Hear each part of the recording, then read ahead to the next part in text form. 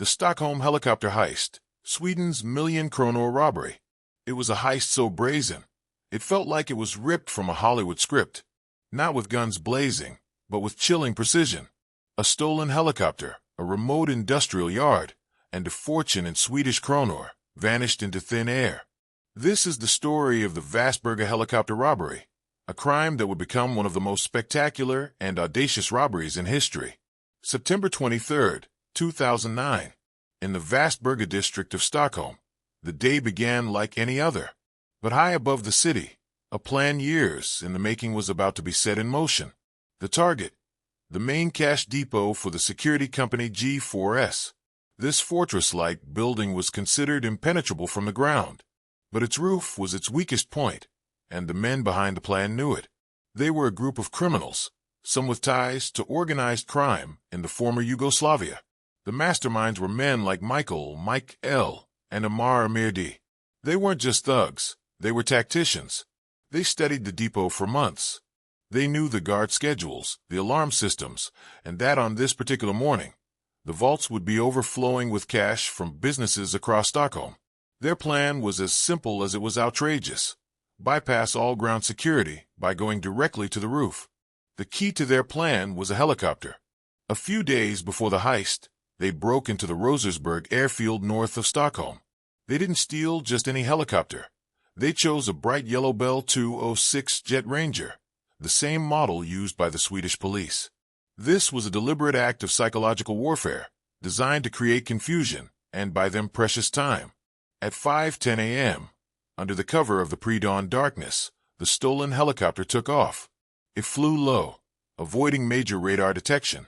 As it approached the G4S depot, the impossible became reality. The helicopter landed on the roof. Two men, armed with sledgehammers and dressed in black gear with balaclavas, jumped out. Their target was a skylight, a ventilation shaft that led directly into the cash sorting room.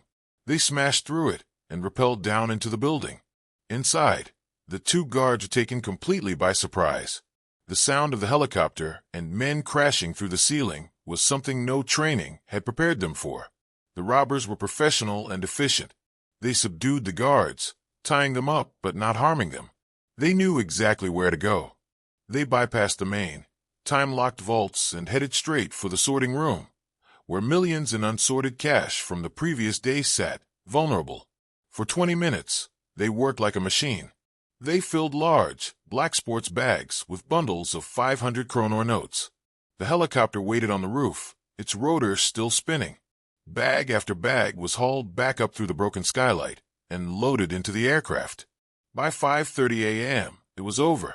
The helicopter lifted off from the roof, disappearing into the Stockholm morning with an estimated 39 million Swedish kronor, roughly $5.6 million at the time.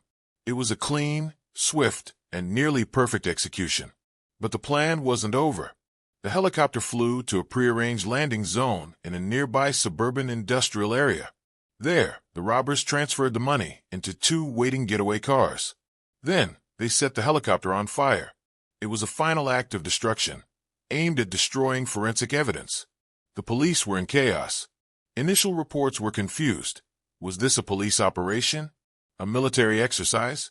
By the time they understood what had happened, the money and the men were long gone.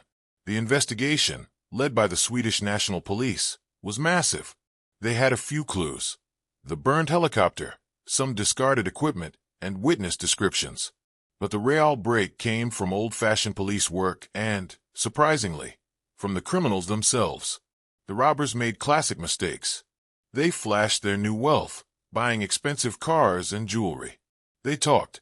Police infiltrated their circles, using wiretaps and informants. Within weeks, a series of raids across Stockholm led to multiple arrests. The trial was a media circus. 12 men were eventually convicted for their roles in the heist. However, there was a major twist. Of the 39 million kronor stolen, only about 2 million was ever recovered.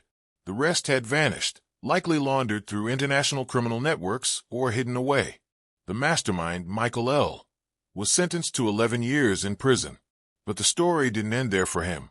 In a shocking turn of events, he managed to escape from a maximum security prison by climbing over a fence, proving that his audacity knew no bounds. He was recaptured a few weeks later. The Vastberga heist left a permanent mark. It exposed critical vulnerabilities in Sweden's security infrastructure. Cash depots across the country immediately fortified their roofs and upgraded their security protocols. The image of a helicopter on the roof of a cash depot was no longer just a movie scene. It was a real-world threat that had to be defended against. So, was the Stockholm helicopter heist a success? On one hand, yes.